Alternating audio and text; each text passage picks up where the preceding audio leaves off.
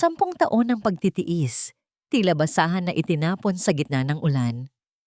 Akala ni Marco, ako'y bulag sa pagtataksil niya sa sarili naming anibersaryo. Ibinigay ko ang lahat, ngunit basura ang iginanti niya.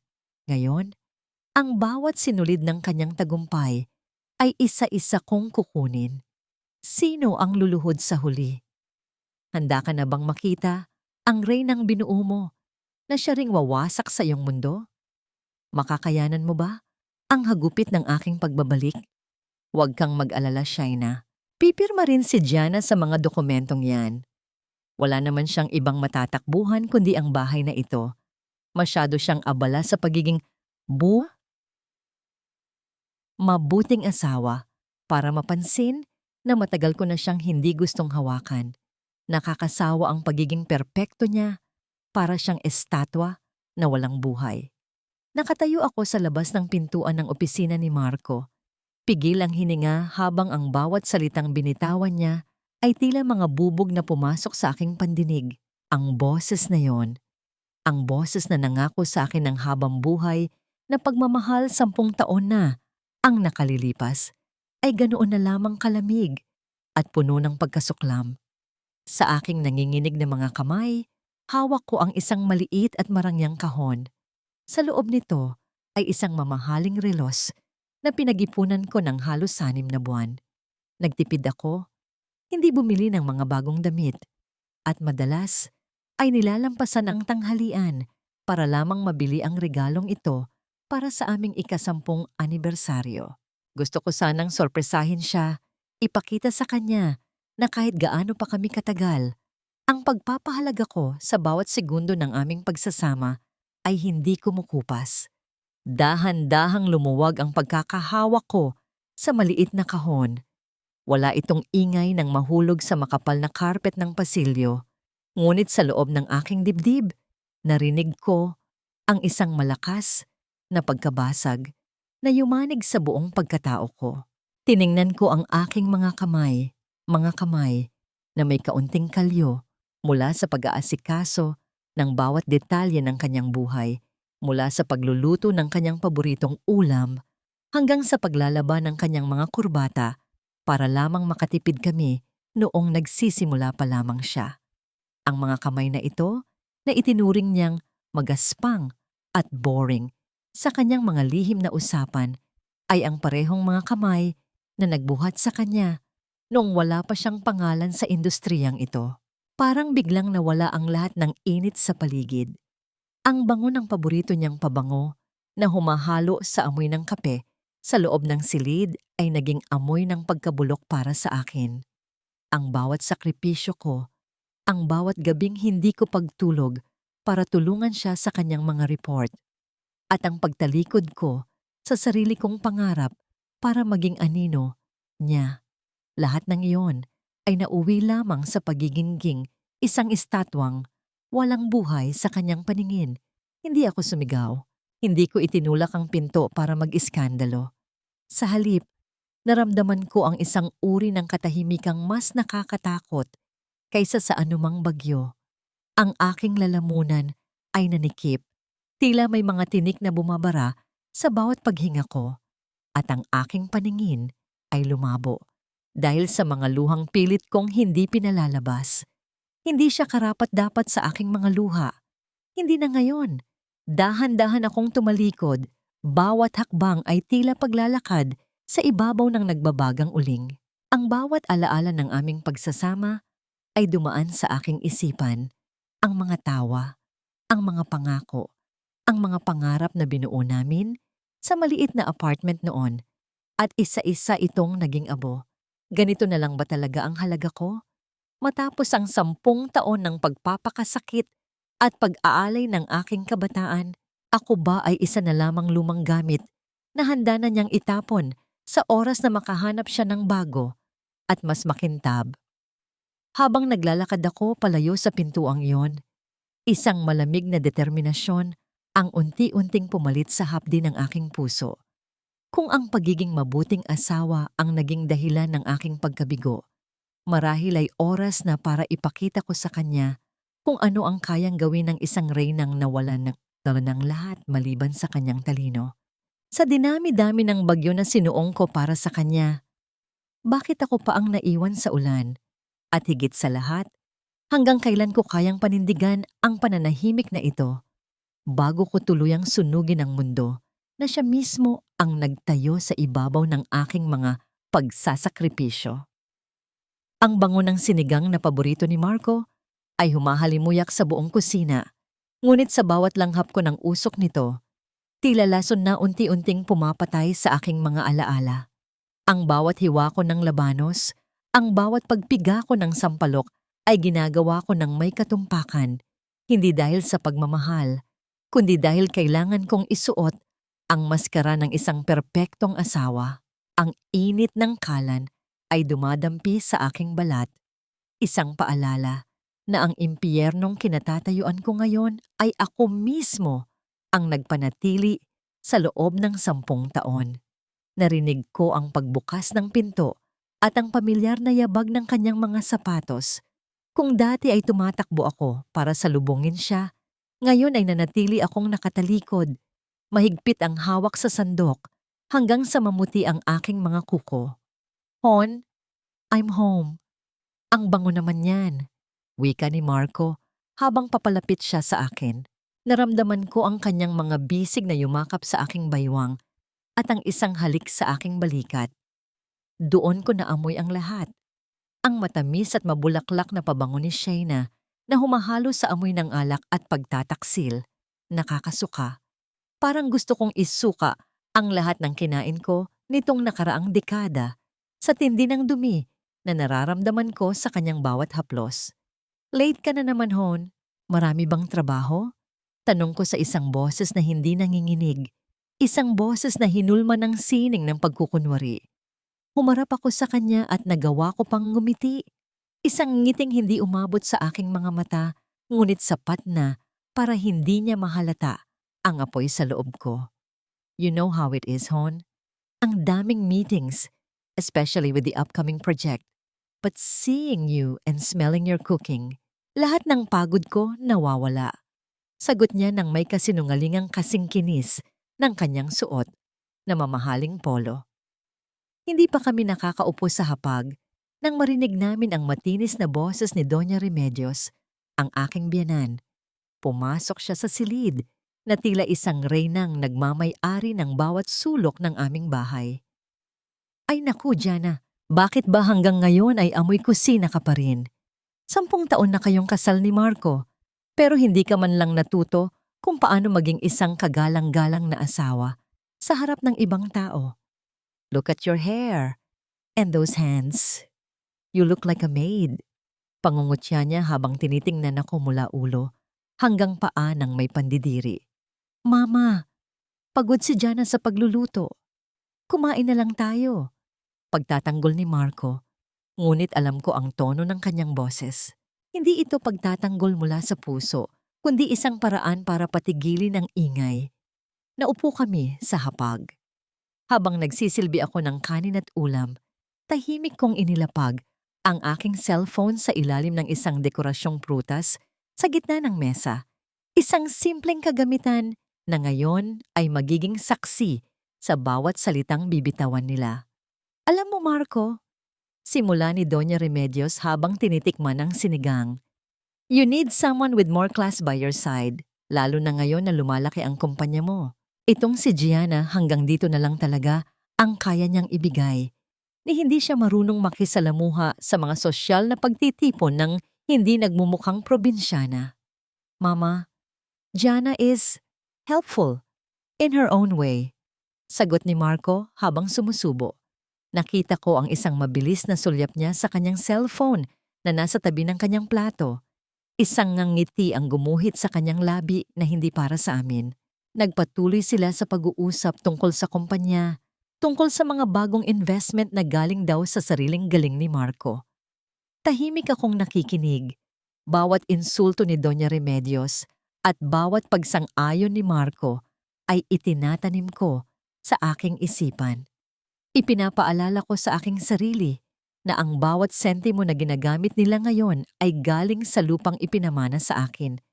na ang bawat koneksyong meron si Marco ay binuo ko habang siya ay natutulog.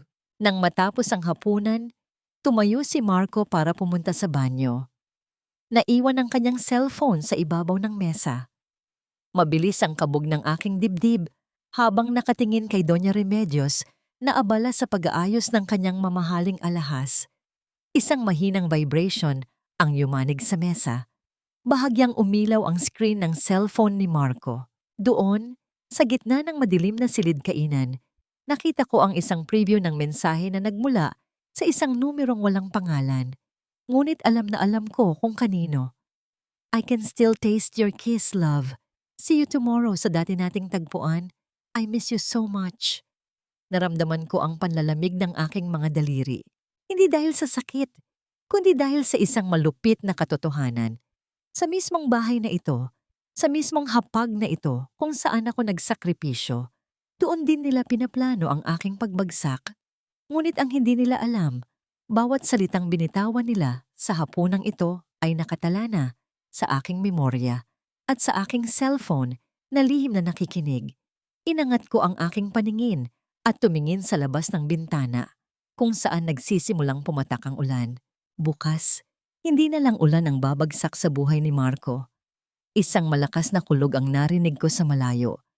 Tila isang hudyat na ang digmaang ito ay formal na nang nagsisimula. Huwag mong kalilimutan, Jana, ang bawat hibla ng telang ito ay may sariling kwento ng katibayan.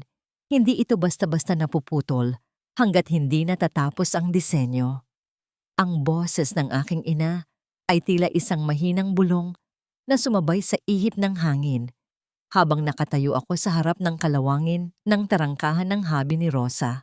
Ito ang lumang paggawaan ng tela ng aking mga magulang.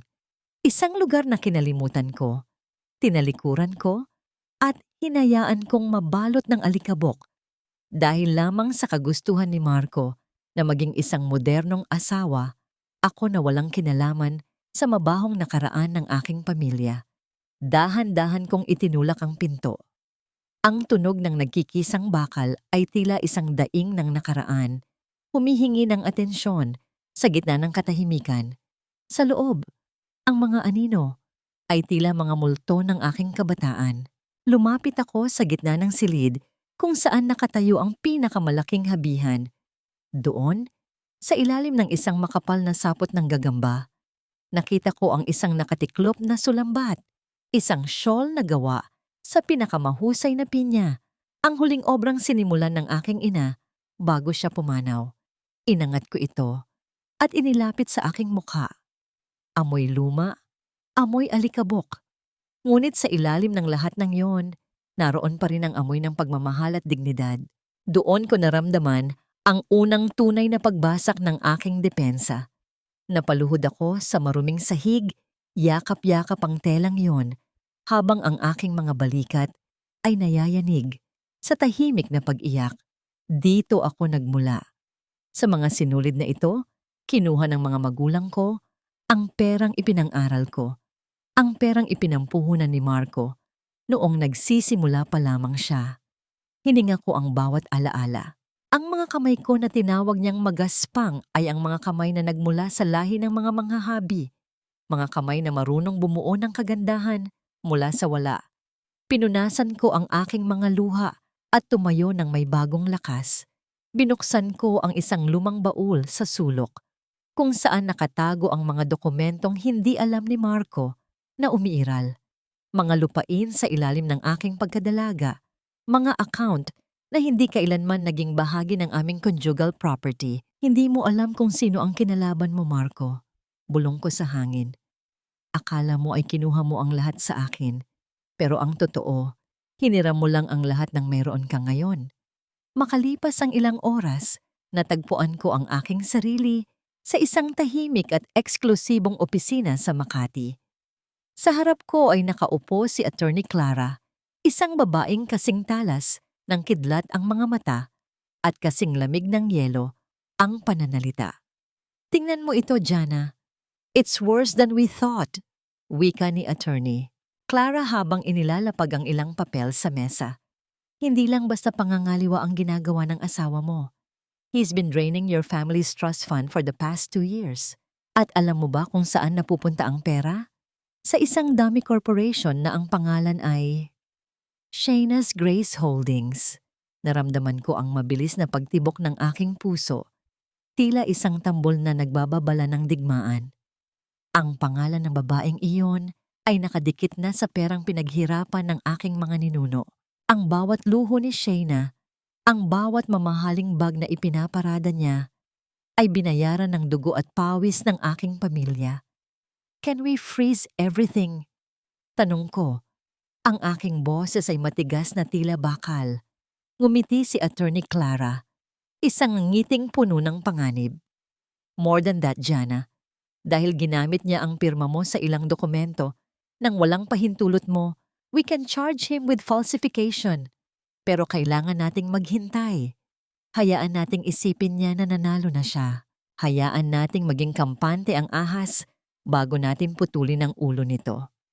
Tumango ako. Habang paalis ako sa opisina, tiningnan ko muli ang shawl na dala ko. Ang bawat sinulid ay tila nagiging isang matibay na lubid na unti-unting pumupulupot sa leeg ni Marco. Ngunit bago ako makasakay sa aking sasakyan, tumunog ang aking cellphone. Isang tawag mula sa paaralan ng aking anak. Mrs. Rivera, kinuha po ng asawa ninyo si Sofia ng maaga. Ang sabi niya po ay, may biglaang family trip daw po kayo. Hindi po ba ninyo alam? Ang lamig na naramdaman ko kanina ay napalitan ng isang nakakapapasong takot.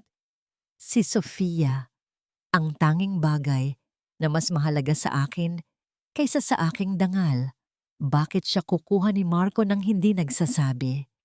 Isang nakakatakot na hinala ang pumasok sa aking isipan habang mabilis kong pinaharurot ang sasakyan patungo sa aming bahay. Sa gitna ng kalsada, nakita ko ang isang pamilyar na kotse, ang kotse ni Marco, ngunit hindi papunta sa aming bahay, kundi papunta sa direksyon ng airport. At sa passenger seat, hindi si Sofia ang nakita ko, kundi ang nakakalulokong ngiti ni Shayna habang hawak ang isang kulay rosas na backpack na kilalang kilala ko. Nasaan ang anak ko? Ano ang balak gawin ni Marco sa huling piraso ng aking buhay na hindi pa niya nawawasak? Tila binuhusan ng nagyayelong tubig ang aking buong pagkatao nang makita ko ang kulay rosas na backpack ni Sofia sa loob ng sasakyang iyon. Nanuyo ang aking lalamunan at ang aking mga kamay na nakahawak sa manibela ay nagsimulang manginig ng husto. Hindi ako maaring magkamali. Iyon ang bag na personal kong tinahi para sa aking anak. Bago ko pa man magawang habulin ang papalayong sasakyan, biglang tumunog ang aking telepono sa ibabaw ng upuan. Mabilis ko itong sinagot.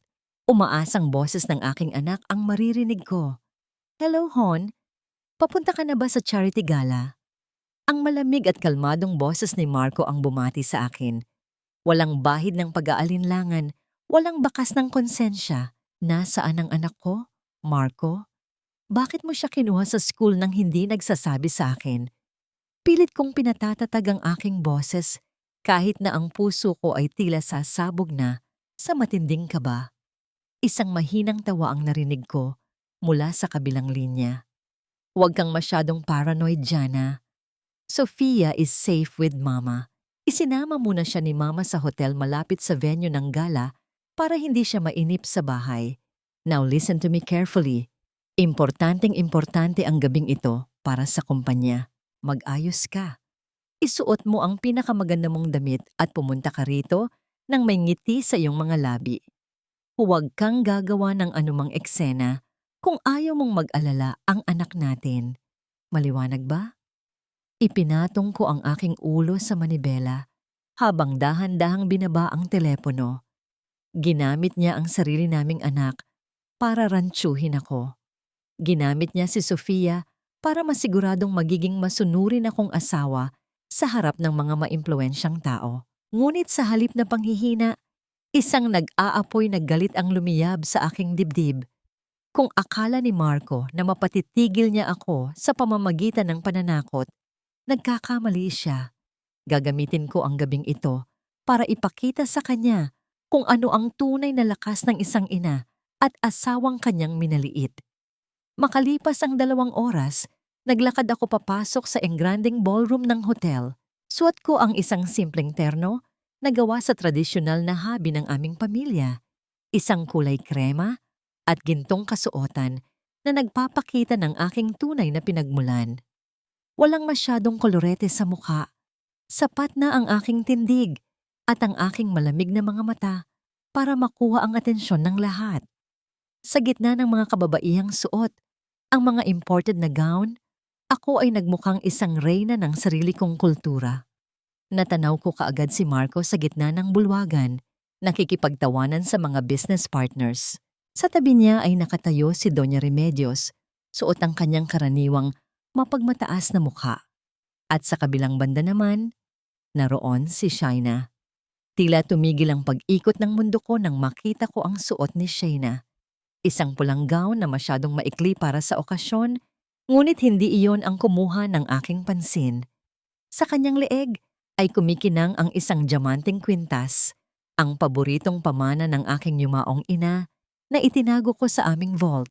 Isang alahas na simbolo ng dangal ng pamilya ko, ngayon ay nakasabit sa leeg ng babaeng sumisira sa aking tahanan. "Oh, Gianna, dumating ka pala." Bungad ni Doña Remedios nang makalapit ako sa kanila. Tiningnan niya ako mula ulo hanggang paa nang may pangungutya. Ang sabi ko kay Marco, hindi ka na darating dahil baka wala kang maisuot na bagay sa ganitong kasosyal na pagtitipon. Look at your dress. Mukha kang pupunta sa pista sa probinsya. Pagkatapos ay lumingon siya kay Shaina at hinawakan ang kamay nito nang may matamis ng ngiti. Buti na lang at sumama itong si Shaina as Marco's assistant. Napakaganda niya at punong-puno ng sigla. At bagay na bagay sa kanya ang alahas na suot niya, hindi ba Marco? Mas nagmumukha siyang bata at mayaman. Ngumiti lamang si Marco at tumango. Iniwasan ang aking mga mata. Ramdam ko ang bulong-bulungan ng mga tao sa paligid. Alam ng lahat kung sino ako at nakikita rin nila kung gaano kalapit si Shaina sa aking asawa.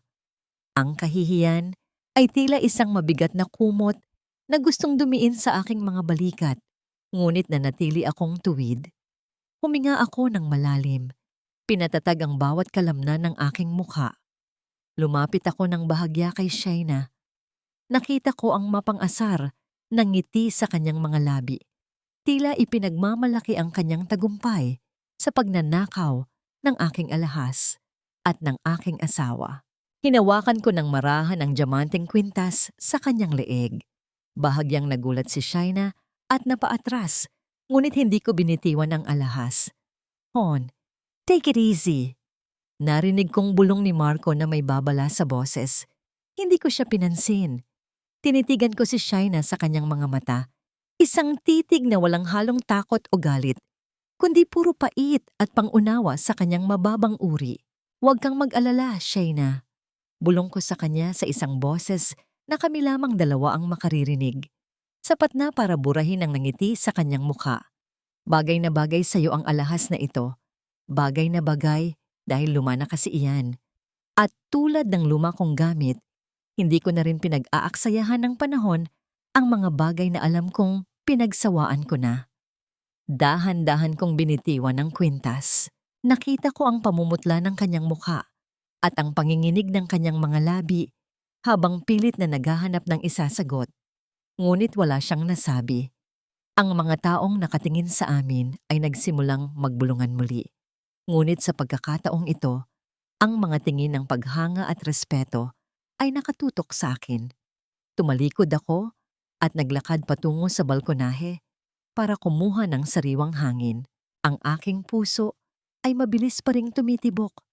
Ngunit sa unang pagkakataon, naramdaman ko ang tamis ng isang maliit na tagumpay. Habang nakatayo ako roon at nakatingin sa mga ilaw ng syudad, naramdaman ko ang presensya ng isang tao sa aking likuran. Isang malalim at pamilyar na boses ang bumasag sa katahimikan ng gabi.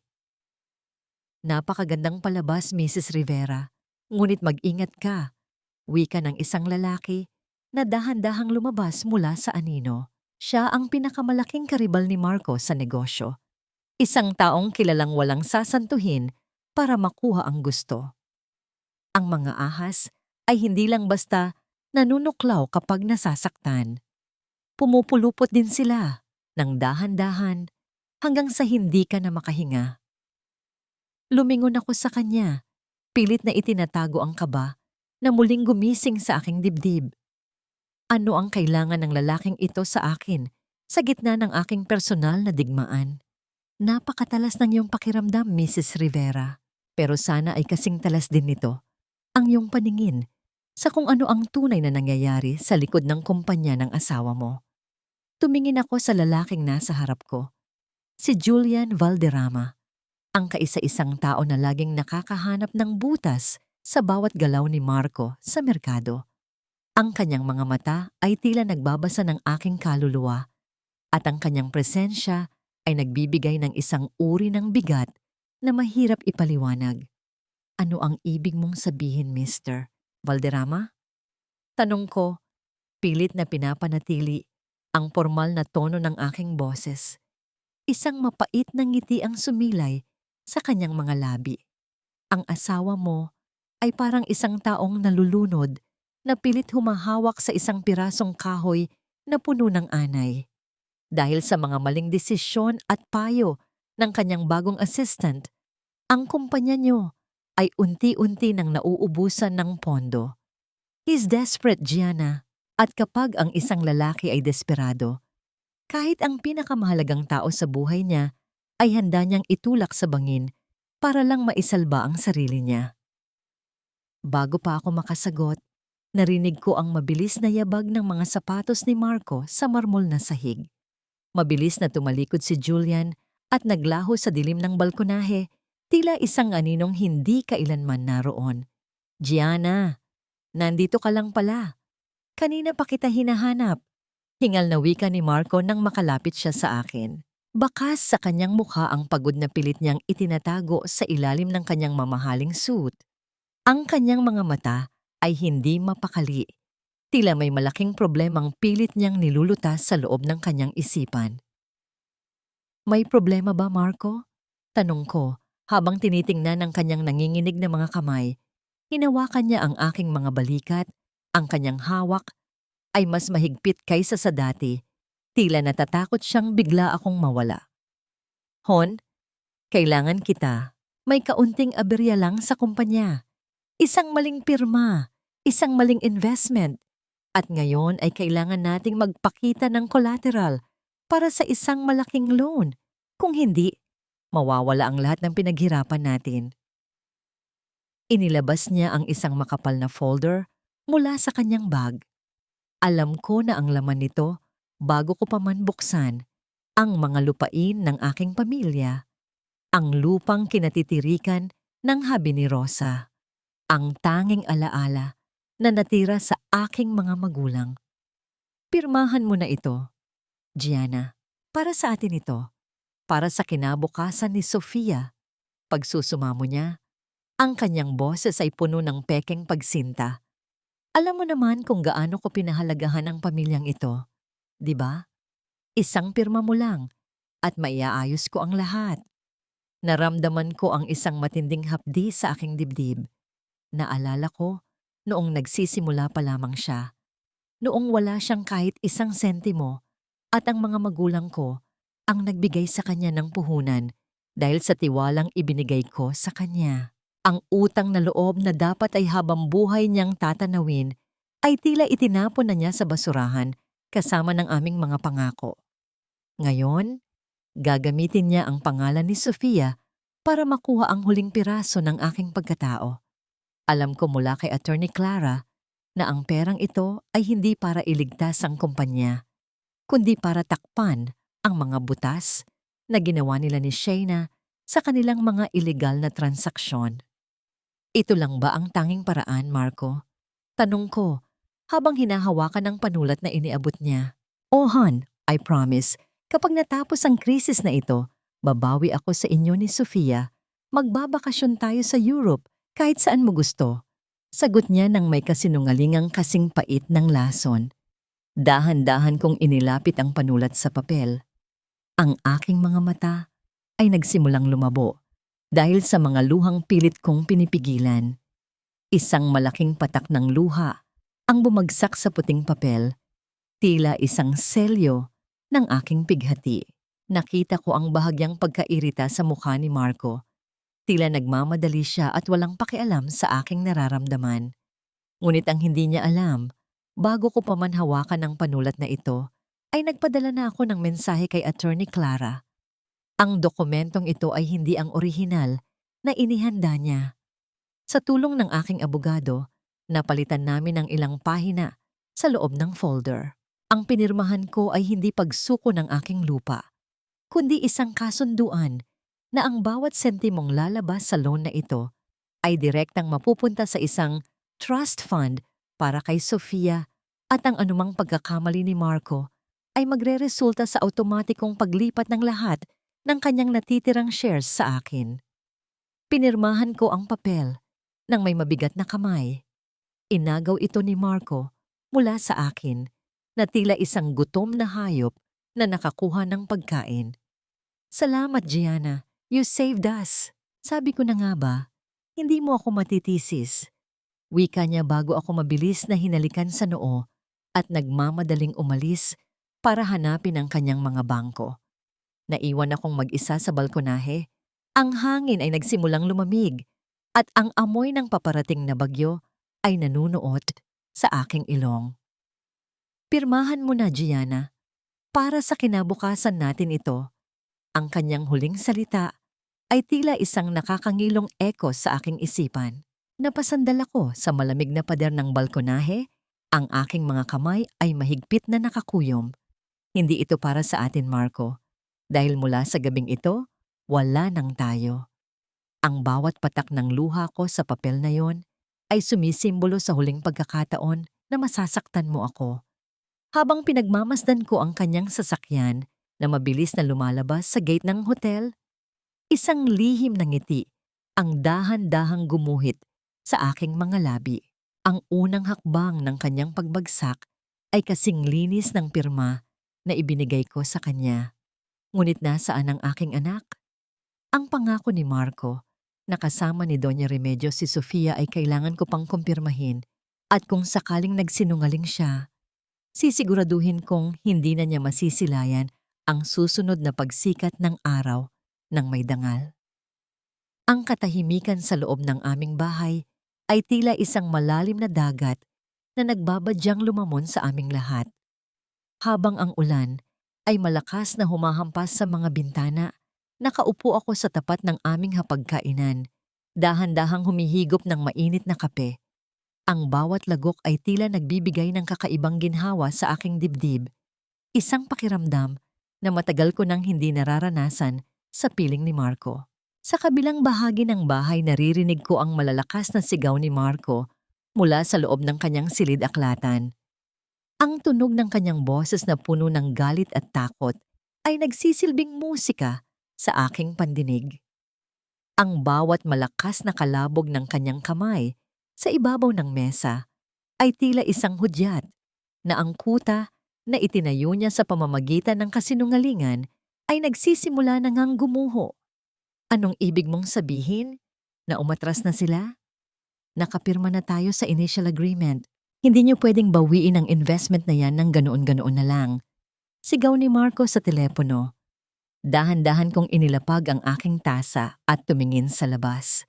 Ang madilim na langit ay tila sumasalamin sa kinabukasan na naghihintay sa kanya. Ang pinakamalaking investor na inaasahan niyang magliligtas sa kanyang kumpanya ay tuluyan ng bumitaw.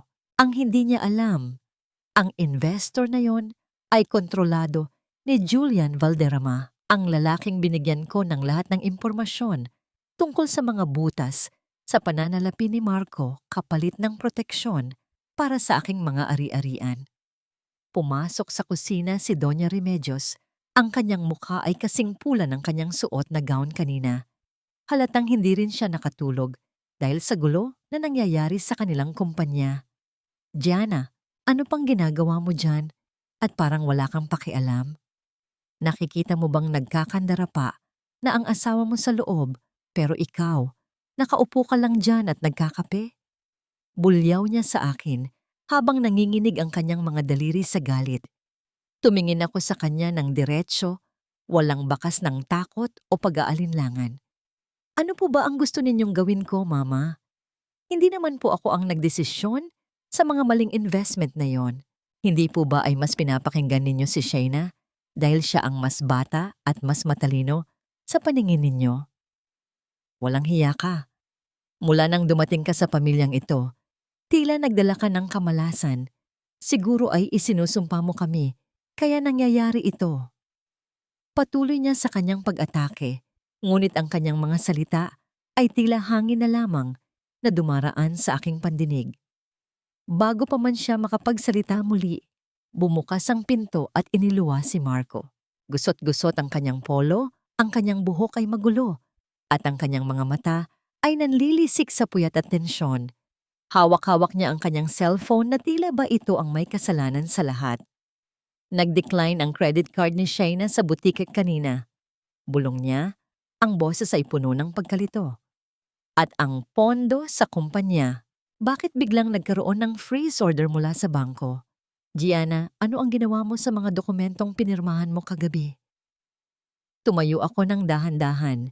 Pinahid ang aking mga labi gamit ang table napkin nang may kagandahang asal na lalong nagpaapoy sa kanyang galit. Ginawa ko lang ang nararapat, Marco. Pinrotektahan ko ang kinabukasan ng anak ko. Hindi mo ba nabasa ang bawat pahina ng pinirmahan mo? O masyado kang abala sa pag-iisip kung paano mo gagastusin ang perang akala mo ay nakuha mo na para sa mga luho ng assistant mo? Isang malakas na katok sa aming main door ang bumasag sa aming tensyon. Mabilis na lumapit si Marco para buksan ito. Umaasang baka ito na ang balita ng kanyang kaligtasan. Ngunit ang bumungad sa kanya ay isang lalaking nakauniforme, may dalang isang puting sobre. Good morning, sir. Deliverable for Mr. Marco Rivera, wika ng lalaki bago mabilis na umalis. Nanginginig ang mga kamay ni Marco habang binubuksan ang sobre. Habang binabasa niya ang laman nito, unti-unting nawala ang kulay sa kanyang mukha. Napasandal siya sa pader. Ang papel ay dahan-dahang nalaglag mula sa kanyang mga daliri patungo sa sahig. Isang foreclosure notice mula sa bangko. Hindi lang ang kumpanya, kundi pati na ang bahay na tinitirhan namin ngayon ay nakatakda ng bawiin sa loob ng 30 araw dahil sa mga hindi nababayarang utang na hindi niya alam na nakatali pala sa kanyang mga personal na shares. Hindi ito maaari. Paano ito nangyari? Mahina niyang bulong habang nakatingin sa akin nang may halo ng takot at pagkamuhi. Sa gitna ng katahimikan ng silid, tanging ang tunog ng ulan sa labas ang naririnig. Tiningnan ko si Marco, hindi bilang asawa, kundi bilang isang estrangherong tuluyan nang nawala ang lahat. Ang bawat patak ng ulan ay tila naghuhugas sa mga taon ng aking paghihirap, habang ang bawat segundo ng kanyang pagbagsak ay nagpaparamdam sa akin ng isang uri ng kalayaang hindi ko kailanman inakalang posible. Ganito na lang ba? Tanong ko sa aking sarili sa isang pabulong na paraan. Pagkatapos ng 10 taon ng pagtitiis, sapat na ba ang isang papel para mabura ang lahat ng sakit?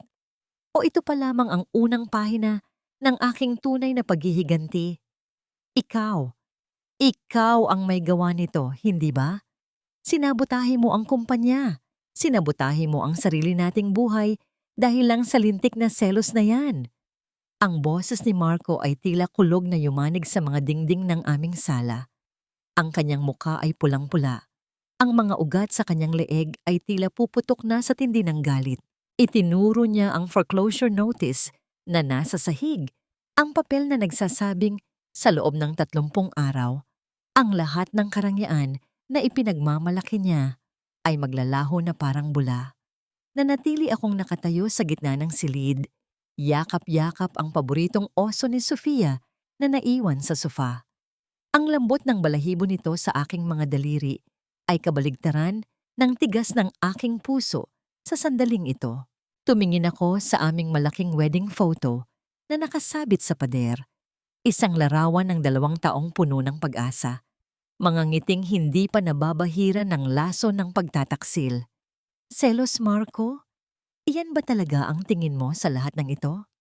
Tanong ko sa isang boses na kasing lamig ng simoy ng hangin bago ang isang malakas na bagyo. Inuna ko ang kapakanan ng anak ko at ang dangal ng pamilya ko. Kung ang tawag mo doon ay sabotahe, marahil ay hindi mo talaga alam ang kahulugan ng salitang proteksyon. Mabilis siyang lumapit sa akin. Ang bawat hakbang niya ay tila pagyanig ng lupa. Hinawakan niya ako nang mahigpit sa aking mga braso, sapat na para maramdaman ko ang sakit, sapat na para mag-iwan ng mga pasa bukas. Huwag mo akong lokohin, Gianna. Alam ko na alam mo na tungkol sa amin ni Shayna. Kaya mo ito ginagawa, di ba? Para gantihan ako? Para ipahiya ako? Sigaw niya. Ang kanyang laway ay tumatalsik sa aking mukha. But you know what? It's your fault. Kasalanan mo kung bakit ako humanap ng iba. You were so boring, Jana. Palagi kang amoy kusina, palagi kang pagod, palagi kang nakatutok sa bata. Nawala na ang ningning mo. Shayna gave me the excitement that you couldn't give anymore. Naramdaman ko ang isang matalim na kirot sa aking dibdib. Tila isang kutsilyo na paulit-ulit na itinataksil ang aking puso. Ngunit sa pagkakataong ito, hindi ako nanahimik. Hindi ako yumuko para umiyak. Tiningnan ko siya ng diretso sa kanyang mga mata. Mga matang dati ay tinitingnan ko ng may pagsamba. Ngunit ngayon ay puno na lamang ng pandidiri. Excitement? Pag-uulit ko, isang mapait na tawa ang kumawala sa aking mga labi. Iyon ba ang tawag mo sa pagnanakaw? Sa kaba ng sarili mong kumpanya para lang ibili ng mga luho ang isang babaeng pera lang ang habol sa'yo? Iyon ba ang excitement na ipinalit mo sa 10 taon nating pagsasama? Binitiwan ko ang oso ni Sofia at dahan-dahang lumapit sa kanya hanggang sa magkadikit na ang aming mga dibdib. 10 taon, Marco. 10 taon akong gumigising ng maaga para ihanda ang lahat ng kailangan mo. 10 taon kong tiniis ang mga pangungutya ng ina mo para lang hindi ka mahati sa aming dalawa. 10 taon kong isinantabi ang sarili kong mga pangarap, ang sarili kong karera bilang isang designer para lang maging tuntungan mo patungo sa itaas. Itinaas ko ang aking mga kamay, ang mga kamay na tinawag niyang magaspang at boring. Ang mga kamay na ito ang nag-alaga sa iyo noong may sakit ka at wala tayong pambayad sa ospital. Ang mga kamay na ito ang naglaban ng mga damit mo noong nagsisimula ka pa lang at wala tayong washing machine. Ang bawat kalyo rito ay huwad na medalya ng aking katapatan sa iyo. At ano ang iginanti mo? Tinawag mo akong estatwang walang buhay sa harap ng kabit mo. Sa tindi ng aking mga salita, nakita ko ang saglit na pagkagulantang sa kanyang mga mata. Ngunit mabilis itong napalitan ng puot. Itinaas niya ang kanyang kanang kamay, ang kanyang kamao ay nakakuyom. Tila handang saktan ako, para lang mapatahimik ang katotohanang ibinabato ko sa kanya. Hindi ako pumikit, hindi ako umiwas. Nanatili akong nakatayo ng matuwid, handang tanggapin ang anumang hagupit. Sige, Marco, ituloy mo. Ipakita mo sa akin kung gaano kakahina na kailangan mo pang gumamit ng dahas para patunayang ikaw ang lalaki sa relasyong ito. Pero tandaan mo, sa oras na lumapat ang kamay mo sa balat ko, iyon na ang huling pagkakataon na makikita mo kami ng anak mo. Napatigil siya. Ang kanyang kamay ay nanginig sa hangin bago dahan-dahang bumagsak sa kanyang gilid. Ang kanyang paghinga ay mabilis at mabigat. Tila isang hayop na sukulan na sa isang sulok. Dahan-dahan kong itinaas ang aking kaliwang kamay. Tinitigan ko ang gintong singsing sa aking daliri. Ang singsing na sumisimbolo sa aming sumpaan sa harap ng Diyos. Pinilit kong hugutin ito. Kahit na tila ayaw nitong humiwalay sa aking balat. Tila ba may sarili itong alaala ng pagkapit. Ngunit sa isang huling hila, naramdaman ko ang paglaya nito. Inihagis ko ang singsing sa kanyang muka. Tumama ito sa kanyang pisngi bago tumalbog at gumulong sa sahig, lumilikha ng isang maliit at malungkot na tunog sa katahimikan ng silid. Wala na ang Marco na minahal ko. Wika ko, ang boses ko ay matibay na tila pader ng kastilyo. Ang kaharap ko ngayon ay isang estrangherong magnanakaw at manlilinlang. Tapos na tayo. Tumalikod ako para umalis. Ngunit bago ko pa man mahawakan ang hawakan ng pinto, sumigaw siya ng buong lakas. Isang sigaw na puno ng desperasyon at kawalan ng pag-asa. Hindi mo ako pwedeng iwan, Jana. Wala kang pera. Wala kang trabaho. Sino ang tatanggap sa isang katulad mo na 10 taon na ang nakalilipas mula noong huli kang nag-design? Kapag lumabas ka sa pintong yan, wala kang kahit ano. Magugutom kayo ng anak mo. Mamamatay kayo sa hirap nang wala ako. Napatigil ako, ngunit hindi dahil sa takot. Lumingon ako sa kanya nang may isang maliit at misteryosong ngiti.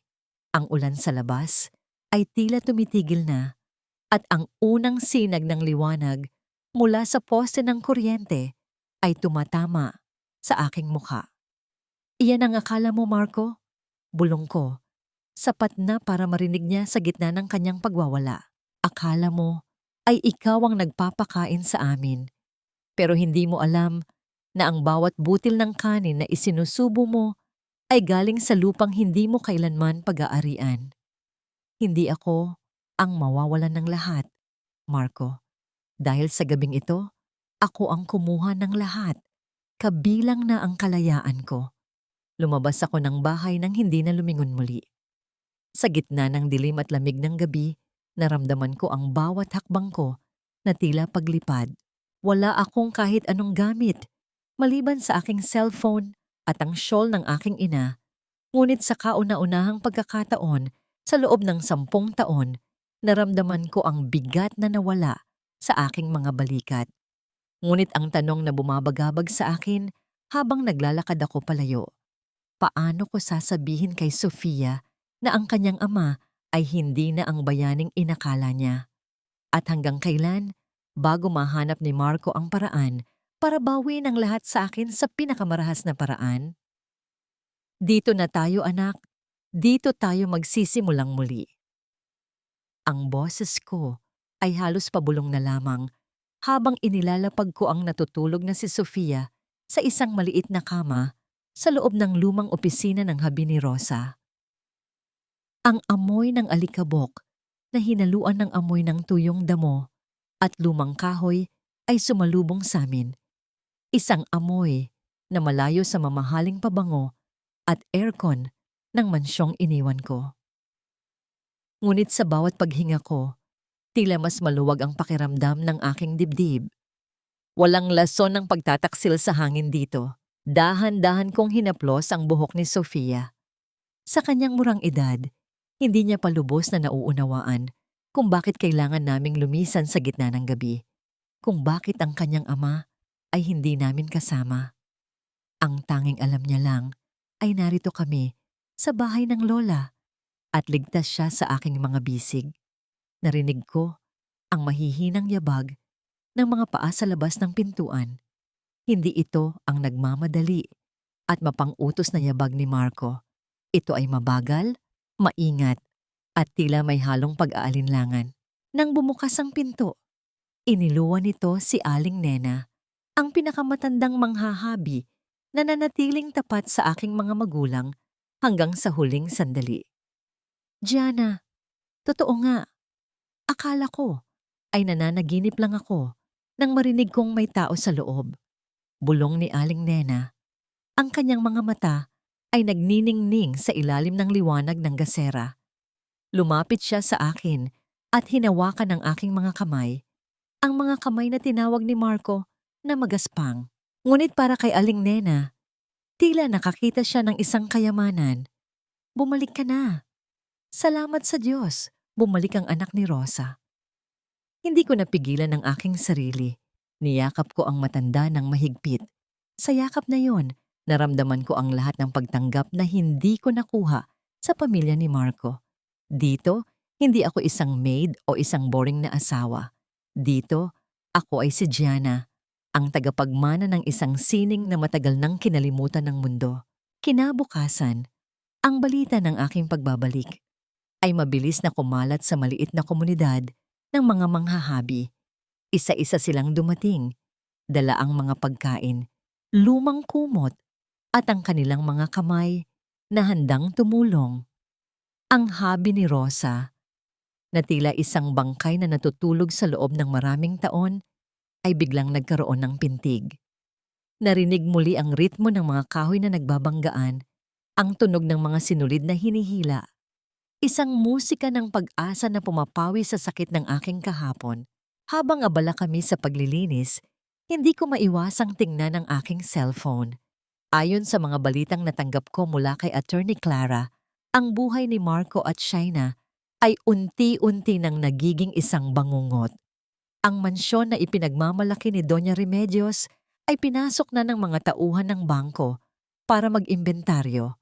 Si Shaina naman ay tinanggalan na ng access sa lahat ng kumpanya dahil sa mga questionabling transaksyon na nadiskubre ng Board of Directors sa tulong ng mga ebidensyang ibinigay ko. Naisip ko sila, ang mga taong akala ay mapapabagsak ako. Ngayon, sila ang nag-aagawan sa kung anong tirang barya ang meron sila. Ang kanilang pag-ibig na binuo sa kasinungalingan ay nagsisimula ng mabulok dahil sa kawalan ng pera. Kinuha ko ang aking sketchpad at nagsimulang gumuhit. Ang bawat linyang ginagawa ko ay puno ng emosyon. Hindi na ito ang mga disenyong pilit na nagpapanggap na sosyal para sa panlasa ni Marco. Ito ay mga disenyong hango sa aking karanasan. Matatapang na kulay, masalimuot na pattern, at telang sumisimbolo sa katatagan ng isang babae. Pinangalanan ko ang aking unang koleksyon na Reyna ng Sinulid. Naging matagumpay ang mga sumunod na linggo. Sa tulong ng social media at ng mga lumang koneksyon na palihim kong inalagaan, ang mga gawa namin ay naging usap-usapan. Ang mga kababaihan na nakarinig ng aking kwento ay nagsimulang bumili, hindi lang dahil sa ganda ng tela, kundi dahil sa mensahe ng aking pagbangon. Isang gabi, habang nagpapahinga kami ni Sofia sa harap ng maliit na telebisyon na ibinigay ng isa sa mga manghahabi, biglang lumabas ang isang balita sa social media na naging viral sa loob lamang ng ilang minuto. Isang video scandal. Hindi ito tungkol sa akin. Ito ay isang video ng matinding pag-aaway ni Marco at Shaina sa harap ng isang mamahaling hotel. Kitang-kita ang pagwawala ni Shaina, ang pagsampal niya kay Marco dahil hindi na nito mabayaran ang kanyang mga credit card. At ang mas malala, maririnig sa video ang pag-amin ni Marco na ninakaw niya ang pondo ng kumpanya para lamang pasayahin ang kanyang kerida. Ang dangal na pilit na iningatan ni Doña Remedios, ang pangalang pinakaingatan ni Marco. Lahat ay nadurog sa harap ng buong bansa. Naramdaman ko ang isang malalim na buntong hininga. Hindi ako natutuwa sa kanilang pagbagsak, ngunit nararamdaman ko ang katarungan na dahan-dahang lumalapit. Tumingin ako kay Sofia na mahimbing na natutulog sa tabi ko. Sa bawat pag-ikot ng habihan sa labas, alam kong mas malapit na kami sa tunay na kalayaan. Ngunit sa kabila ng aking tagumpay, may isang pakiramdam sa aking dibdib na nagsasabing hindi pa tapos si Marco. Ang isang taong nawalan ng lahat ay maaaring maging pinakamapanganib na kalaban. At sa gitna ng aking katahimikan, isang hindi kilalang numero ang nag-pop up sa aking screen. Akala mo ba ay nanalo ka na, Gianna? Hindi mo kilala ang galit ng isang taong ginawang basahan sa harap ng lahat. Ang bawat tunog ng habihan sa paligid ko ay tila tibok ng aking bagong puso. Isang pusong hindi na kumakaba sa takot, kundi tumitibok para sa pag-asa. Habang maingat kong hinihila ang mga kulay asul at gintong sinulid, nararamdaman ko ang bawat hibla ng aking pagkatao na unti-unti ring nabubuo. Ang habi ni Rosa ay hindi na lamang isang lumang pagawaan. Ito na ang aking kuta, ang aking santuwaryo, kung saan ang bawat patak ng pawis ko ay may katumbas na dangal. Ngunit sa kabila ng katahimikang ito, alam kong sa labas ng mga pader na ito, ang mundo ni Marco at Shaina ay tuluyan ng nilalamon ng apoy na sila rin ang nagmitsa. Isang umaga, habang nag-aayos ako ng mga order para sa aking koleksyon, tumawag si Attorney Clara. Ang balita niya ay tila isang huling hatol na matagal ko nang hinihintay dahil sa mga dokumentong nakuha namin at sa testimonya ng ilang empleyado na binaliwala ni Marco. Formal nang sinampahan ng kasong estafa at qualified theft si Shayna. Ang mas masakit para sa kanya, ang mismong lalaking sinasabi niyang mahal niya, si Marco, ay nagsumite ng affidavit laban sa kanya para lamang maisalba ang sariling balat. Nagpa siya akong pumunta sa korte ng araw na yon, hindi dahil gusto kong manira, kundi dahil gusto kong makita ang huling kabanata ng isang kasinungalingan. Nagsuot ako ng simpleng puting blusa at itim na slacks. Ang aking buhok ay maingat na nakapusod. Wala akong suot na alahas, maliban sa aking relos na nagsisilbing paalala na ang panahon ay laging nasa panig ng katotohanan. Pagdating ko sa labas ng courtroom, nakita ko siya. Wala na ang makinang na Shayna na nakita ko sa charity ball. Ang kanyang buhok ay magulo.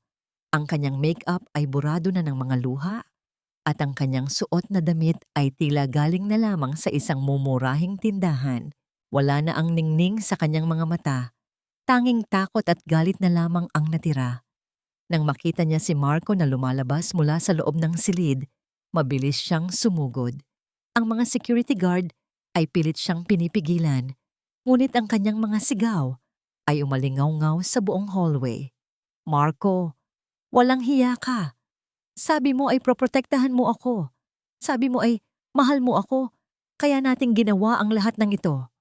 Sigaw ni Shayna. Ang kanyang boses ay nanginginig sa desperasyon. Ngayon, itatapon mo ako sa kulungan para lang hindi ka madamay? Ikaw ang nag-utos sa akin na ilipat ang pondo. Ikaw ang utak ng lahat. Tumingin si Marco sa kanya ng may malamig na pandidiri. Isang tingin na pamilyar sa akin. Hindi kita kilala, Shayna. Ikaw ang assistant ko. At ikaw ang may hawak ng mga accounts. Kung nagnakaw ka, harapin mo ang batas. Huwag mo akong idamay sa mga kalokohan mo. Napanood ko kung paano gumuho ang mundo ni Shayna sa sandaling iyon. Ang pag-ibig na ipinagmalaki nila sa harap ko ay nauwi sa palitan ng mga akusasyon at sumpaan. Nakita ko ang sarili ko sa kanya. Isang babaeng nagtiwala sa isang lalaking walang ibang mahal kundi ang kanyang sarili. Ngunit ang kaibahan namin, ako ay biktima ng aking katapatan, habang siya ay biktima ng sarili niyang kasakiman. Hindi ako lumapit, hindi ako nagsalita. Pinanood ko lang silang dalawa hanggang sa bitbitin na ng mga pulis si Shayna palayo. Lumingon si Marco at nagtagpo ang aming mga mata. Nakita ko ang isang saglit na pag-asa sa kanyang mukha. Tila nag-iisip siya na baka maaari pa kaming bumalik sa dati ngayong wala na ang balakid sa aming dalawa. Ngunit tinalikuran ko siya nang walang pag-aalinlangan. Ang pait na nararamdaman ko para sa kanya ay napalitan na ng isang malalim na awa. Awa para sa isang taong hanggang sa huli ay hindi natutong maging tapat sa kahit kanino. Pagbalik ko sa habi ni Rosa, sinalubong ako ng halakhak ni Sofia habang naglalaro siya sa ilalim ng puno ng mangga. Ang kapayapaang ito ang aking tunay na kayamanan. Ngunit bago pa man ako makapasok sa loob, isang pamilyar na sasakyan ang huminto sa tapat ng aming tarangkahan. Isang lumang sasakyan na halatang hindi na naaalagaan ng maayos. Bumaba mula rito si Doña Remedios. Wala na ang kanyang mga mamahaling diamante. Ang kanyang suot na damit ay kupas na. At ang kanyang mukha ay tila tumanda ng 10 taon sa loob lamang ng ilang linggo. Ang kanyang dating matigas at mapagmataas na tindig ay napalitan ng isang nakakaawang pagyuko. Dahan-dahan siyang lumapit sa akin. Ang kanyang mga kamay ay nanginginig habang hawak ang isang luma at maduming panyo. Ang bawat hakbang niya ay tila paghingi ng tawad sa bawat insultong ibinato niya sa akin noon. Gianna, ay mahina niyang tawag. Ang kanyang boses ay paos at puno ng pighati. Gianna, apo, tulungan mo kami. Wala na kaming matirhan. Kinuha na ng bangko ang lahat. Pati ang mga gamot ko. Hindi na mabili ni Marco. Nagmamakaawa ako sa'yo. Kahit para na lang sa apo mo. Naramdaman ko ang isang malakas na pintig sa aking dibdib. Ito ang babaeng tumawag sa akin na maid. Ang babaeng nagsabing, wala akong kwenta at kamalasan lamang sa kanilang pamilya. Ngayon, narito siya sa harap ko. Lumuluha at nagmamakaawa sa taong pinakaminaliit niya. Tiningnan ko si Sofia na masayang naglalaro. Pagkatapos ay tiningnan ko ang matandang babae na nasa harap ko. Ang katarungan ay narito na. Ngunit kasama nito ang isang mabigat na desisyon. Hahayaan ko ba silang magdusa gaya ng pagdurusa ko o ipakikita ko sa kanila na ang reynang binuwag nila ay may pusong mas malawak kaysa sa kanilang kasamaan? Isang mahina at nanginginig na katok ang muling narinig sa aking pinto. Tila isang huling hiling ng isang taong wala ng matakbuhan. Tulungan mo kami. Gianna, patawarin mo kami. Muling bulong ni Doña Remedios. Bago siya tuluyang napaluhod sa lupang dati ay itinuring niyang mababa. Tumayo po kayo, Mama. Hindi po bagay sa isang katulad ninyo ang lumuluhod sa lupang tinawag ninyong marumi at mababa. Ang boses ko ay matigas. Walang bahid ng emosyon habang nakatingin ako kay Doña Remedios na humihikbi sa paanan ko. Ang kanyang mamahaling damit na dati ay kailangang laging plansado at malinis ay punong-puno na ngayon ng alikabok at mantsa ng luha. Ang mga kamay niyang dati ay pinalamutian ng mga diamante ay nanginginig habang nakakapit sa laylayan ng aking suot na habi. Nararamdaman ko ang bawat hapdi ng kanyang pagmamakaawa. Ngunit mas matindi ang hapdi ng mga alaalang bumabalik sa akin. Naalala ko ang bawat hapon na pinaiyak niya ako dahil lamang sa hindi ko pagkakaayos ng kanyang mga gamit. Naalala ko ang bawat gabing ipinagtabuyan niya ako sa hapagkainan dahil hindi raw ako kagalang-galang na asawa para sa kanyang anak. Ang estatwang walang buhay na tinawag ni Marco ay siya mismong binuo ng malupit na trato ng babaeng ito. Gianna, patawarin mo ako. Nagkamali ako. Muling pagsusumamo niya, ang kanyang boses ay tila isang gasgas na plakang paulit-ulit na humihingi ng awa. Kahit wag na para sa akin, para na lang kay Sofia. Huwag mong hayaang magutom ang lola niya. Hindi ko na alam kung saan kami kukuha ng pambayad sa upa ng maliit na apartment na tinitirhan namin. Dahan-dahan ko siyang inakay patayo. Hindi dahil sa muling pagbubukas ng aking puso, kundi dahil ayaw kong makita ng aking anak ang ganitong klaseng eksena sa harap ng aming bagong tahanan. Inabutan ko siya ng isang basong tubig at pinaupo sa isang lumang bangko sa labas ng opisina.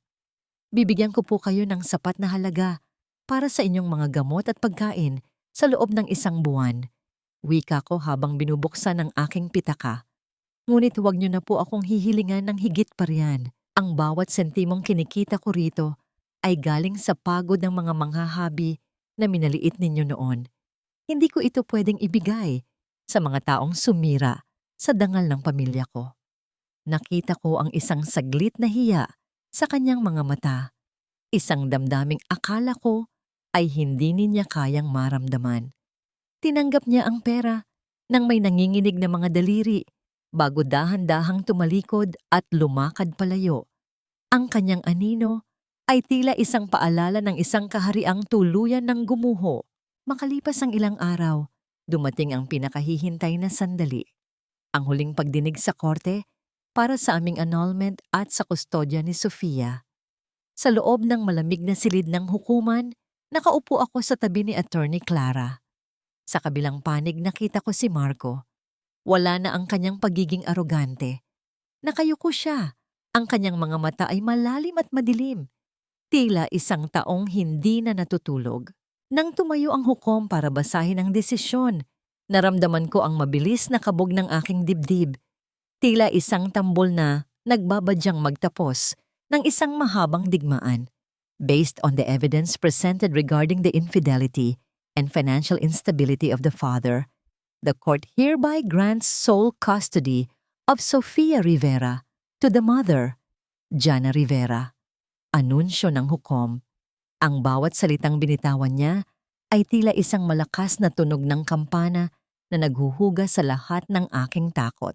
Hindi lang iyon, dahil sa bilyon-bilyong utang na iniwan ni Marco at ang mga ilegal na transaksyong nadiskubre, iniutos din ng korte ang pag-freeze sa lahat ng kanyang natitirang ari-arian para ipambayad sa mga biktima ng kanyang kumpanya. Si Marco ay lumabas ng korte nang walang dalang kahit ano, walang kumpanya, walang mansyon, at wala ang pamilyang tinalikuran niya para sa isang panandaliang excitement. Nang magtagpo ang aming mga mata sa labas ng courtroom, nakita ko ang pagsisisi na tila isang mabigat na pasanin sa kanyang mga balikat. Lumapit siya sa akin. Ang kanyang hakbang ay tila paglalakad sa ibabaw ng basag na salamin. Gianna, nanalo ka na. Nakuha mo na ang lahat. Mahina niyang wika. Ang kanyang boses ay puno ng pait. Sana ay maging masaya ka sa tagumpay mo habang kaming mag-ina ay nagdurusa sa kalsada. Tinitigan ko siya ng may halong awa at katatagan. Hindi ako nanalo, Marco. Nakuha ko lang ang hustisyang matagal mong ipinagkait sa amin. Hindi mo ako pwedeng sisihin sa pagbagsak mo dahil ikaw mismo ang naglagay ng mga bato sa bulsa mo habang lumalangoy ka sa gitna ng dagat. Hindi ko na hinintay ang kanyang sagot. Mabilis akong naglakad patungo sa labas ng gusali kung saan naghihintay si Sofia. Nang makita ako ng aking anak, tumakbo siya patungo sa akin at niyakap ako ng mahigpit. Doon, sa gitna ng init ng araw at ingay ng syudad, naramdaman ko ang tunay na tagumpay. Ang bawat sakripisyo ko sa loob ng 10 taon ay nagtapos sa yakap na ito. Ang reynang sinubukan nilang wasakin ay nakatayo na ngayon ng mas matatag kaysa kailanman. Habang pinagmamasdan ko ang malawak na kalangitan, alam kong ang susunod na kabanata ng aking buhay ay hindi na isusulat sa pamamagitan ng luha, kundi sa pamamagitan ng mga makukulay na sinulid ng aking sariling kapalaran. Nanalo na ba talaga ako? Sa paningin ng mundo, oo. Ngunit sa loob ng aking puso, alam kong ang tunay na laban ay ang pag-aaral kung paano muling magtiwala at magmahal simula sa aking sarili. Ang bango ng sariwang sampagita at mamahalin na tindaw ng lavender ay humahalimuyak sa loob ng aking dressing room dito sa isang marangyang hotel sa Paris. Sa harap ng salamin, tinitingnan ko ang aking sarili. Isang babaeng hindi ko na halos makilala mula sa Gianna na umiiyak sa sahig ng kusina noon. Ang aking suot na terno ay gawa sa pinakamahusay na habi ng aming komunidad na may burda ng mga gintong sinulid na tila mga daliri ng araw na dumadampi sa aking balat. Ang bawat kislap ng mga kristal sa aking kasuotan ay sumasalamin sa liwanag ng libu-libong bumbilya sa labas, kung saan naghihintay ang mga pinakamalalaking pangalan sa mundo ng sining at moda. Huminga ako ng malalim, ninanamnam ang lambot ng silyang pelus na aking kinaupuan. Malamig ang hangin mula sa aircon, kasing lamig ng sadyang paglayo ko sa nakaraan. Wala na ang amoy ng lansa ng isda o ang malagkit na pakiramdam ng pawis habang naglalaba ako ng mga kurbata ni Marco. Ngayon, ang tanging nararamdaman ko ay ang sutla sa aking balat at ang bigat ng isang tunay na korona, ang korona ng aking tagumpay.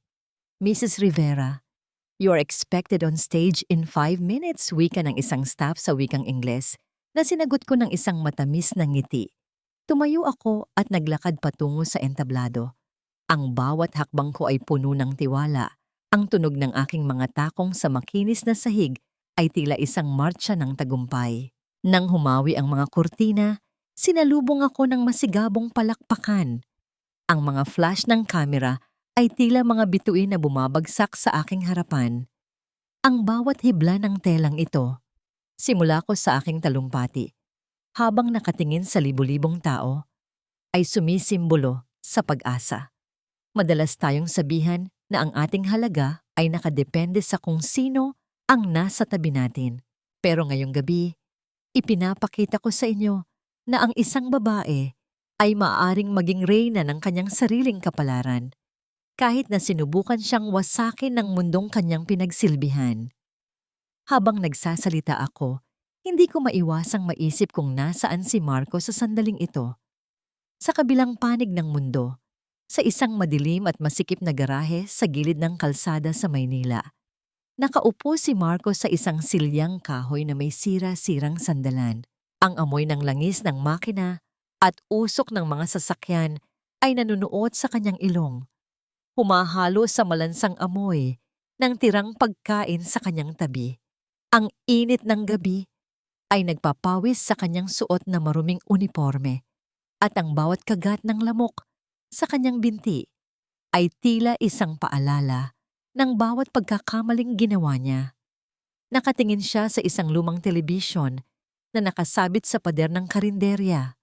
Doon, nakita niya ang aking muka. Maliwanag, maganda, at malaya. Nakita niya ang bawat taong pumapalakpak sa akin, ang bawat parangal na tinatanggap ko. Ang bawat tawa ko sa screen ay tila isang sampal sa kanyang mukha. Isang pagpapaalala na ang babaeng itinuring niyang basahan ay isa na ngayong diamante na hindi na niya kailanman maaabot. Gianna, bulong niya. Ang kanyang boses ay nanginginig at puno ng pait. Napayuko siya. Ang kanyang mga kamay, na dati ay puro pirma sa mga tseke, ay puno na ngayon ng grasa at dumi ng trabahong hindi niya kailanman naisip na papasukin. Wala na si Shaina para haplusin ang kanyang ego. Wala na ang kanyang ina para ipagtanggol ang kanyang mga kasalanan. Tanging ang ingay ng mga busina sa labas at ang sarili niyang pagsisisi ang kasama niya sa dilim. Naramdaman ko ang isang kakaibang katahimikan sa loob ng aking puso habang tinatapos ko ang aking gabi sa Paris. Wala na ang galit. Wala na ang pagnanais na makitang naghihirap siya. Ang tanging natira ay ang pakiramdam ng ganap na paglaya. Ang tagumpay ko ay hindi ang makitang bagsak si Marco, kundi ang katotohanang hindi ko na kailangang isipin pa ang kanyang pangalan para maging masaya. Handa na ako, bulong ko sa aking sarili habang tinatanaw ang Eiffel Tower mula sa aking bintana. Isang huling paglalakbay na lamang ang kailangan kong gawin. Isang huling pagbabalik sa Pilipinas para harapin ang mga anino ng nakaraan ng may taas noo at buong dangal. Nagsimulang pumatak ang ulan sa labas ng hotel, isang banayad na paalala na ang bawat bagyo ay may katapusan at ang bawat ulan ay nagdadala ng bagong buhay. Ang sunod-sunod na pagbagsak ng ulan sa salamin ng bintana ay tila isang malungkot na awit ng nakaraan, ngunit sa loob ng mainit na kapihan kung saan ako nakaupo. Tanging ang halimuyak ng jasmine tea at ang init ng tasa sa aking mga palad ang aking nararamdaman. Makalipas ang ilang buwan mula nang bumalik ako, galing Paris, ang buhay ko ay naging isang kalmadong ilog na patuloy na umaagos patungo sa magandang bukas. Ngunit ang katahimikang yon ay pansamantalang nabasag nang bumukas ang pintuan ng kapihan kasabay ng malamig na hangin mula sa labas. Isang lalaki ang pumasok. Ang kanyang mga sapatos ay puno ng putik, ang kanyang murang damit ay basang-basa at nakadikit sa kanyang pangangatawan na halatang pumayat ng husto. Ang amoy ng basang lupa at pawis na dala niya ay matapang, malayo sa mamahaling pabango na dati ay pilit niyang ipinagmamalaki. Tumayo siya sa harap ng aking mesa, nanginginig ang kanyang mga labi at ang kanyang mga mata ay pugto. Tila isang taong matagal nang hindi nakakatikim ng mahimbing na tulog. Si Marco. Gianna, ang kanyang boses ay basag at mahina. Tila nauubusan ng hininga. Nakita kita sa balita. Congratulations. I'm really proud of you. Hindi ako kumilos. Pinagmasdan ko lamang siya. Inaabangan ko ang pagpintig ng aking puso Inaabangan ko ang galit, ang pait o kahit ang kagustuhang isumbat sa kanya ang lahat ng ginawa niya, ngunit wala. Ang dating nag-aapoy na galit sa aking dibdib ay naging malamig na abo na lamang. Ang lalaking nasa harap ko ay hindi na ang asawang nanakit sa akin. Siya ay isa na lamang estranghero na naligaw sa sarili niyang bagyo. Anong kailangan mo, Marco? Tanong ko sa isang kalmado at pantay na boses. Isang boses na hindi naglalaman ng anumang pangako. Napaluhod siya sa harap ng aking mesa, walang pakialam sa mga taong nakatingin sa amin. Pagod na ako, Jana. I lost everything. Si Mama, nasa public hospital ngayon at wala akong pambayad. Ako, naglilinis ako ng mga kalsada para lang may makain. Please, Hon, tanggapin mo na ako ulit. Kahit hindi na bilang asawa, kahit bilang tagalinis lang ng opisina mo o driver mo, gusto ko lang maramdaman ulit na may inuuwian ako. I just want the comfort of our home back. Hindi siya humihingi ng tawad dahil mahal niya ako. Humihingi siya ng tawad dahil namimiss niya ang ginhawang ibinigay ko sa kanya. Ganyan siya kamakasarili hanggang sa huli. Dahan-dahan kong inilapag ang aking tasa ng tsaa. Ang init nito ay nagbibigay ng kakaibang tapang sa aking mga daliri. Tiningnan ko siya ng diretso sa kanyang mga mata na nagmamakaawa. Wala na ang bahay na inuuwian mo, Marco. Wika ko, ang bawat salita ay tila malambot na unan ngunit may bigat ng bakal. Dahil ang babaeng nagtayo ng tahanang iyon, ang babaeng walang sawang umunawa at nagsakripisyo para sa'yo, ay pinatay mo na 10 taon na ang nakalilipas. Ang kaharap mo ngayon ay ang reynang nabuo mula sa mga abo na itinapon mo. Tumayo ako, kinuha ang aking bag at nag-iwan ng sapat na pera sa ibabaw ng mesa para sa kanyang kape. Hindi ko na hinintay ang kanyang sagot. Naglakad ako palabas ng kapihan, iniiwan siyang nakaluhod sa malamig na sahig. Sa unang pagkakataon, hindi ako lumingon pabalik. Tapos na ang bahaging ito ng aking kwento. Kinabukasan, ang araw ay sumikat ng napakaliwanag sa ibabaw ng habi ni Rosa. Ang amoy ng mga pinakuluang tina na mula sa mga dahon at balat ng kahoy ay sumalubong sa akin. Sa loob ng malawak na bakuran ng aming paggawaan, hindi lang mga makina ang naririnig. May mga halakhak ng mga kababaihan, mga babaeng katulad ko na minsan ring niloko, sinaktan, at pinabayaan. Ngunit ngayon, ay binibigyan ko ng trabaho at pag-asa sa ilalim ng aking pundasyon. Mula sa malayo, nakita ko si Sofia. Tumatawa siya habang tinutulungan ng isang matandang manghahabi na mag-ayos ng mga sinulid. Ang aking anak ay lumalaking malakas, matalino, at higit sa lahat, malaya. Natututunan niya na ang halaga ng isang babae ay hindi nasusukat sa lalaking nakahawak sa kanyang kamay, kundi sa sarili niyang kakayahang tumayo sa sarili niyang mga paa. Nang dahan-dahang lumubog ang araw, nagkulay kahel at lila ang kalangitan. Ang mga manghahabi ay nagtipon-tipon sa gitna ng bakuran, nagtatawanan habang nagsasalo sa mainit na pandesal at kape. Pinagmasdan ko sila, ang simpleng ligayang ito, ang kapayapaang hindi mabibili ng anumang halaga ng pera. Ito ang aking tunay na paraiso. Ito ang gintong sandali na ipinaglaban ko. Bumalik ako sa aking opisina upang tapusin ang ilang mga disenyo. Pagpasok ko, isang magandang bungkos ng mga puting tulip ang nakapatong sa aking mesa. Ang halimuyak nito ay malinis at dalisay. Walang nakasulat sa card, tanging isang maliit na ngiti lamang na iginuhit sa tinta. Ilang linggo na ring dumarating ang mga bulaklak na ito mula sa isang misteryosong nagpapadala. May isang tao sa labas na humahanga sa akin, isang taong nag-aabang. Ngunit sa halip na maghanap kung sino iyon, ngumiti lamang ako at inilagay ang mga bulaklak sa isang florera. Baka balang araw, bubuksan ko muli ang aking puso. Baka balang araw, hahayaan kong may mag-alaga sa akin. Ngunit hindi ngayon, dahil sa sandaling ito, Sapat na sa akin ang pagmamahal na ibinibigay ko sa aking sarili. Lumabas ako sa balkonahe ng aking opisina. Ang malamig na simoy ng hangin sa gabi ay dumampi sa aking mukha. Hinahaplos ang aking buhok na tila isang pamilyar na kaibigan. Ipinikit ko ang aking mga mata at huminga ng malalim, ninanamnam ang kalayaang pinaghirapan kong makamit. Handa na ako para sa bukas. Mahina kong bulong sa hangin, kasabay ng isang matamis at payapang ngiti na hindi na kailanman mananakaw ni numan.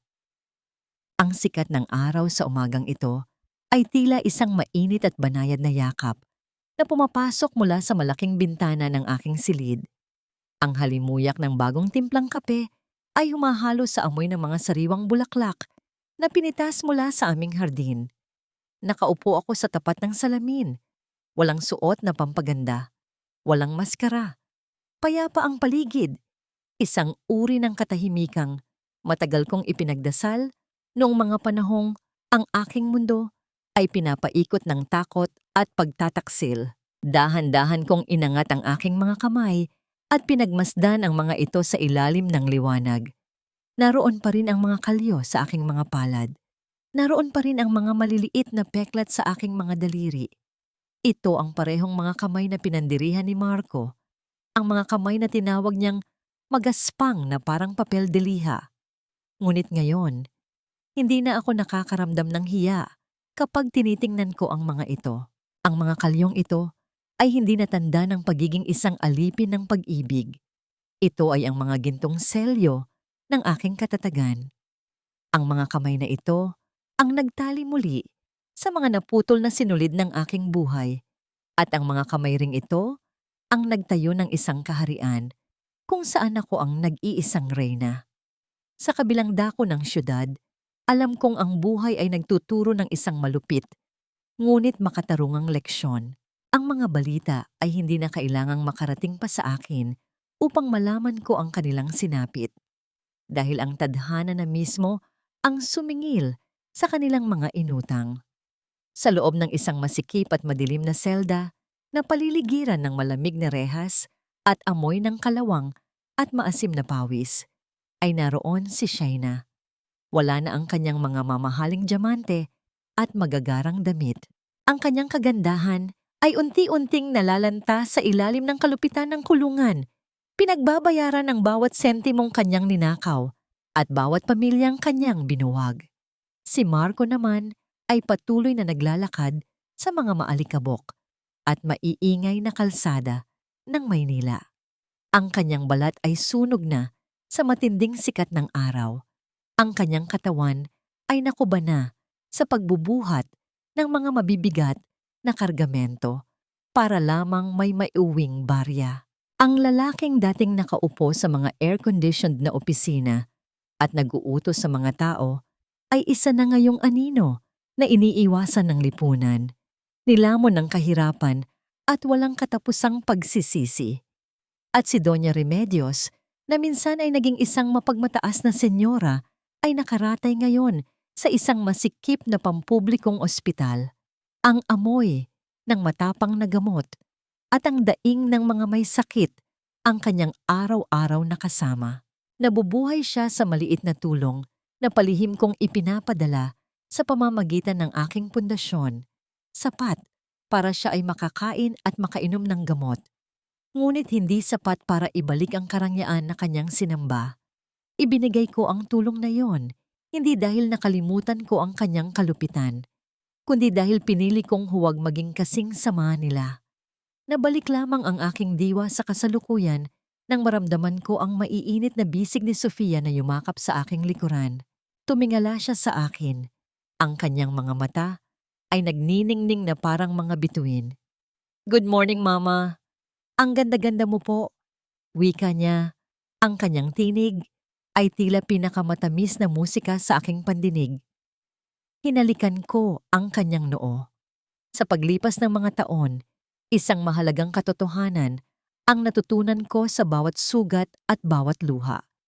Ang tunay na pag-ibig ay hindi nangangahulugan ng pagliit ng iyong sarili para lamang magkasya ka sa mundo ng ibang tao. Ang tunay na pag-ibig ay nagsisimula sa sandaling tanggapin mo ang iyong sariling halaga. At ang pinakamataas na uri ng pag-ibig ay ang pagpili na iligtas ang iyong sarili mula sa mga taong pilit kang hinihila pababa. Hinawakan ko ang kamay ng aking anak at sabay kaming naglakad palabas ng silid patungo sa malawak na bakuran ng habi ni Rosa. Ang simoy ng hangin ay sariwa at nagdadala ng halimuyak ng mga puno ng mangga. Mula sa loob ng malaking paggawaan, sinimulan ng patakbuhin ng mga kababaihan ang kanilang mga makina. Ang maindayog na galaw ng mga kahoy na nagbabanggaan at ang paghila sa mga makukulay na sinulid ay lumikha ng isang matatag at paulit-ulit na ritmo. Hindi ito ingay. Ito ang pintig ng puso ng aking bagong buhay. Isang buhay na walang halong kasinungalingan, walang pagpapanggap, at higit sa lahat, isang buhay na pag-aari ko lamang. Tuluyan na ngang tumila ang ulan at sa wakas, malaya na akong makakasayaw sa ilalim ng araw.